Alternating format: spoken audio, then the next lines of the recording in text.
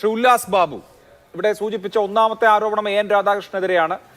ഈ ആനന്ദകുമാറിനെയും അതുപോലെ തന്നെ അനന്തുകൃഷ്ണനെയും പരിചയമുള്ള എല്ലാ ആളുകളും അവർക്ക് ANRുമായിട്ടുള്ള ബന്ധം പറയുന്നുണ്ട്. അനന്തുകൃഷ്ണനെ കണ്ടിട്ടുള്ളത് മിക്കവാറും എൻ രാധാകൃഷ്ണന്റെ കൂടെയാണ് എന്ന് സാക്ഷികൾ സൂചിപ്പിക്കുന്നുണ്ട്. അപ്പോൾ ഇതിൽ BJP നേതൃത്വം വിശദീകരിക്കേണ്ടതായ കാര്യങ്ങളുണ്ട്. ഒരു അനന്തുകൃഷ്ണന്റെ തട്ടിപ്പിൽ പെട്ടുപോയതാണോ അതോ ആ തട്ടിപ്പിൽ എന്തെങ്കിലും പങ്കാളിത്തമുണ്ടോ എന്നുള്ള ഒന്നാമത്തെ കാര്യം. രണ്ട്, പ്രമീള ദേവി എന്ന നിങ്ങളുടെ സംസ്ഥാന വൈസ് പ്രസിഡന്റ് എനിക്ക് അനന്തുകൃഷ്ണനെ അറിയാം എന്നാണ് പറഞ്ഞിരുന്നത് എങ്കിൽ ഇന്ന് അവർ ഈ അനന്തുകൃഷ്ണനുമായി ചേർന്ന് ഒരു കമ്പനി രൂപീകരിച്ചിട്ടുണ്ട് എന്നുള്ളതിന്റെ രേഖയാണ് പുറത്തു വരുന്നത്. Good living protocols private limited എന്ന കമ്പനി ഈ അനന്തുകൃഷ്ണനുമായി ചേർന്ന് രൂപീകരിച്ച ഇൻകോർപ്പറേറ്റ് ചെയ്തിട്ടുള്ള ആളാണ് പ്രമീള ദേവി, നിങ്ങളുടെ സംസ്ഥാന വൈസ് പ്രസിഡന്റ്. അപ്പോൾ രാഷ്ട്രീയ നേതാക്കൾക്ക് ഇയാളെ കണ്ടു പരിചയം, ഫോട്ടോ എടുത്തിട്ടുള്ള പരിചയം, വഴിയെ കൂടെ പോയപ്പോൾ നോക്കിയ പരിചയം ഒന്നും അല്ല എന്നുള്ളത് വ്യക്തമാണല്ലോ. അഭിലാഷേ, ഞാൻ അതിൻ്റെ കാര്യങ്ങൾ കൃത്യമായിട്ട് പറയും. ഇപ്പോൾ ശ്രീ അനൂപേട്ടൻ നമ്മുടെ വളരെ വേണ്ടപ്പെട്ട സുഹൃത്താണ്. അദ്ദേഹം തന്നെ പറഞ്ഞല്ലോ, എന്താണ് മണലൂരുമായി ബന്ധപ്പെട്ടിട്ടാണ് ഈ വിഷയം ഏറ്റവും കൂടുതൽ ഉണ്ടായിരുന്നത്. അത് പരിപൂർണമായിട്ട് ഒരു കോൺഗ്രസ് രാഷ്ട്രീയത്തിൻ്റെ ഒരു ഡിഫൻസ് എന്ന് പറയപ്പെടുന്ന രീതിയിലാണ് അനൂപേട്ടൻ ആ വിഷയത്തെ അവതരിപ്പിച്ചത്. സത്യത്തിൽ അങ്ങനെയല്ല. ഇതിനകത്ത് AN രാധാകൃഷ്ണൻ എന്ന് പറയപ്പെടുന്ന BJPയുടെ സംസ്ഥാന ഉപാധ്യക്ഷൻ്റെ നേതൃത്വത്തിലുള്ള ഒരു NGO ഉണ്ട്. അതിൻ്റെ പേരാണ് സൈൻ, SIGN എന്ന് പറയപ്പെടുന്ന സൈൻ. ഈ സൈൻ സൊസൈറ്റി 10-12 വർഷമായിട്ട് ഭിന്നശേഷിക്കാരായിട്ടുള്ള ആളുകൾക്കുള്ള പദ്ധതികൾ, ആർട്ടിഫിഷ്യൽ ആയിട്ടുള്ള കാലുകൾ, അതുപോലെ തന്നെ മുച്ചക്ര വാഹനങ്ങൾ, ഇതുപോലെ കാര്യങ്ങൾ കൊടുക്കുന്ന വിഷയങ്ങൾ, അതേപോലെ തന്നെ ജനൌഷധി തുടങ്ങുന്ന കാര്യങ്ങൾ, അതുപോലെ തന്നെ തൊഴിൽ മേളകൾ നടത്തുന്ന പരിപാടികൾ, അങ്ങനെ നിരവധി കാര്യങ്ങൾ നടത്തിക്കൊണ്ട് വരുന്ന ഒരു NGO ആണ്. സ്വാഭാവികമായിട്ട് 125ഓളം NGOകൾ കൂടിക്കൊണ്ടുള്ള ഒരു കോൺഫെഡറേഷൻ ഉണ്ടാക്കപ്പെടുകയും അനന്തകുമാർ എന്ന് പറയപ്പെടുന്ന വ്യക്തി, സായി ഗ്രാമത്തിൻ്റെ അനന്തകുമാർ, സ്വാഭാവികമായിട്ട് എൻ്റെ അറിവ് ശരിയാണെങ്കിൽ ഈ എല്ലാ രാഷ്ട്രീയക്കാരുമായിട്ട് നല്ല വ്യക്തിബന്ധമുള്ള ആളാണ്. അദ്ദേഹത്തിൻ്റെ പേരിൽ അങ്ങനെ ഒരു ആരോപണങ്ങളോ മറ്റുള്ള കാര്യങ്ങളൊന്നുമില്ല. ഒരു പരിപാടിയിൽ വെച്ച് അനന്തകുമാറാണ് ANRനോട് ചോദിക്കുന്നത്, എന്ത് ഇതിൻ്റെ ഭാഗമായിക്കോട്ടെ താങ്കളുടെ NGOയ്ക്ക്.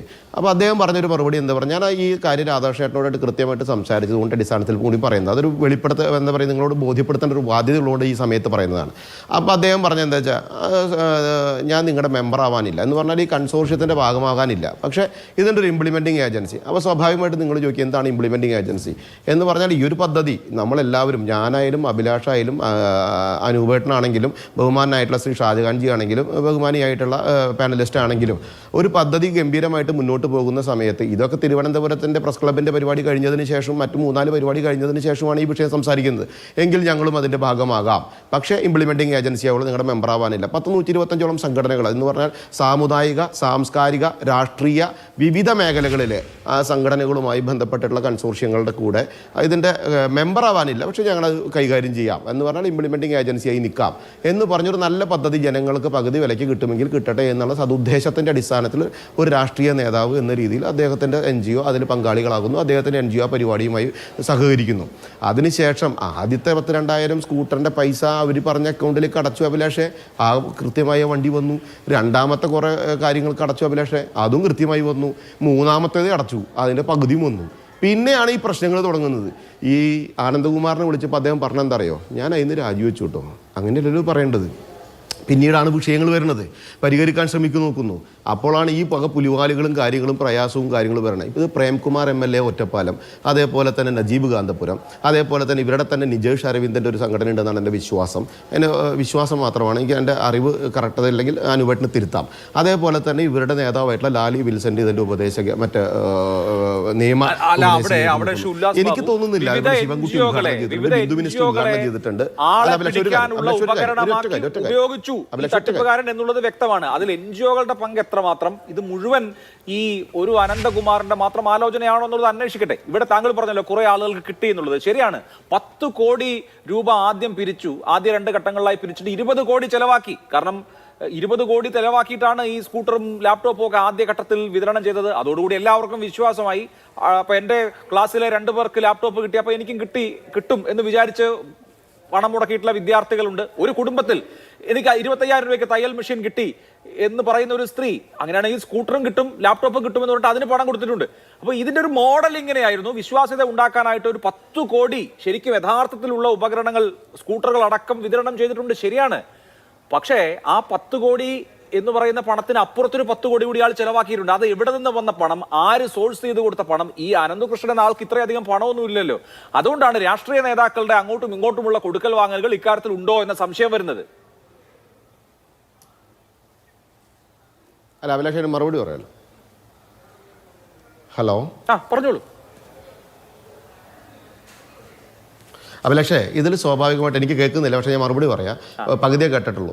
ഇതിൽ സ്വാഭാവികമായിട്ട് ഞാൻ നേരത്തെ പറഞ്ഞല്ലോ, അപ്പോൾ ഈ 1ഉം 2ഉം തവണ കിട്ടി, 3ാമത്തെ തവണ പകുതിയും കിട്ടുന്നു. സ്വാഭാവികമായിട്ട് ഈ അനന്തകുമാർ എന്ന് പറയപ്പെടുന്നത് CSR ഫണ്ടുകളും കാര്യങ്ങളൊക്കെ കൈകാര്യം ചെയ്യുന്ന വ്യക്തിയാണ്. അദ്ദേഹത്തിന് അവിശ്വസിക്കേണ്ട ഒരു കാര്യമില്ല. ഇങ്ങനെ വന്നപ്പോൾ സൈൻ സംഘടന ഇത് പരസ്യം ചെയ്യുന്നു, ഇത് കൊടുക്കുന്നു, ഇതിൽ ആളുകൾ പൈസ കൊടുക്കുന്നു, ആ പൈസ കൊടുക്കുന്നത് ഇവർക്ക് ഇട്ട് കൊടുക്കുന്നു. ഇപ്പം തന്നെ ഡീലർമാർക്ക് ഏകദേശം 3-4 കോടി രൂപയോളം സൈൻ എന്ന് പറഞ്ഞ സംഘടനയുടെ അക്കൗണ്ടിൽ നിന്ന് ഈ ഡീലർമാർക്ക് കൊടുത്തിട്ടുണ്ട്. ഇപ്പോൾ ഡീലർമാരുമായിട്ട് സംസാരിക്കുമ്പോൾ അവർ പൈസ തിരിച്ചു കൊടുക്കാൻ തയ്യാറില്ല. അവിടെ ANR സ്വാഭാവികമായിട്ട് ഇപ്പോൾ തീരുമാനിച്ചത് എന്താണ്? അദ്ദേഹം എന്ത് വിറ്റിട്ടാണെങ്കിലും എന്ത് പണയം വെച്ചിട്ടാണെങ്കിലും അയാളുടെ കയ്യിൽ നിന്ന് കൈവടിച്ചാലും അയാളെ വിശ്വസിച്ചിട്ട് പൈസ ഇൻവെസ്റ്റ് ചെയ്തിട്ടാണെങ്കിൽ പൈസ മുടക്കിയിട്ടുള്ള ആളുകൾക്ക് ആ പൈസ തിരിച്ചു കൊടുക്കാനുള്ള തത്രപ്പാടില്ല. കാരണം എന്താണ്? അയാളൊരു സാമൂഹിക രാഷ്ട്രീയ മേഖലയിൽ നിൽക്കുന്ന ഒരു വ്യക്തിയാണ്. അയാൾക്ക് ഒരു ഉത്തരവാദിത്തമുണ്ട് ജനങ്ങളോട് കാര്യങ്ങൾ പറയുന്നതിൽ. അപ്പോൾ അദ്ദേഹം അതിന് പരിഹരിക്കുക എന്നുള്ളതാണ്. ഇങ്ങനെ ഒരു തട്ടിപ്പ് ഇവിടെ നടന്നു. ആ തട്ടിപ്പിൻ്റെ ഭാഗമായിട്ട് ഈ സംഘടനകളെ കാശിട്ടവരും പ്രതിസന്ധിയിൽ പെടുന്നു. അപ്പോൾ അതിനെ പരിഹരിക്കുക എന്നുള്ളത് മാത്രമാണ് ഒരു രാഷ്ട്രീയ നേതാവ്. അതിപ്പോൾ അനൂപേട്ടൻ്റെ രാഷ്ട്രീയ നേതാക്കന്മാരാണെങ്കിലും CPM-ന്റെ രാഷ്ട്രീയ നേതാക്കന്മാർ, ഇപ്പോൾ നവകേരള സദസ്സിൽ 10-20 മന്ത്രിമാരുള്ള വേദിയിൽ ഇയാൾ പ്രഭാത ഭക്ഷണം, ഇയാൾ സ്റ്റേജിലും ഉണ്ട്. അവരെ മന്ത്രിമാരാരെങ്കിലും വിശ്വസിച്ചിട്ടുണ്ടാവുമോ ഇയാളൊരു കളനാണെന്ന്? സ്വാഭാവികമായിട്ട് അറിയില്ല എൻ്റെ അഭിലാഷെ. അല്ലെങ്കിൽ അവരെ കയറ്റി നിർത്തുമോ? അത്ര പൊട്ടന്മാരാണോ കേരളത്തിലെ രാഷ്ട്രീയക്കാർ? അല്ല. അപ്പോൾ ഇതൊരു വലിയ, ഇത് കൃത്യമായിട്ട് പറഞ്ഞ ജാഗ്രതക്കുറവ് എന്നതിനേക്കാൾ ഉപരി ഇതിൽ കൈകാര്യം ചെയ്ത വ്യക്തിക്ക് ജാഗ്രത കൂടുതലുള്ളത് കൊണ്ടാണ് ഈ വക സൂത്രപ്പെട്ടുകൾ കൈകാര്യം ചെയ്തത്. അപ്പോൾ അത് പോലീസ് കൃത്യമായിട്ട് അന്വേഷിച്ചോട്ടെ. ANR എന്തിന് പൈസ കൊടുത്തു എന്ന് പറഞ്ഞാൽ അയാൾക്ക് അത് ഉത്തരവാദിത്തമുണ്ട്. അയാൾ രാഷ്ട്രീയത്തിൽ കൃത്യമായിട്ട് വർഷങ്ങളായിട്ട് മേഖലയിൽ നിൽക്കുന്നതാണ്. സ്വാഭാവികമായിട്ട് അയാളെ വിശ്വസിച്ച് പൈസ ഇൻവെസ്റ്റ് ചെയ്ത ആളുകൾക്ക് അയാളുടെ സംഘടന കാശ് തിരിച്ചു കൊടുക്കേണ്ട ഉത്തരവാദിത്തം. രാധാകൃഷ്ണനെ വിശ്വസിച്ച് എനിക്ക് തോന്നുന്നു 2 ദിവസം മുൻപ് സൈൻ സൊസൈറ്റി വഴി ആ കാര്യങ്ങൾ കൃത്യമായി ആളുകൾക്കെല്ലാം പണം തിരികെ കൊടുക്കും. രാധാകൃഷ്ണൻ തിരികെ കൊടുക്കുമെന്നാണ് BJP പറയുന്നത്. ശരി, ഓക്കെ.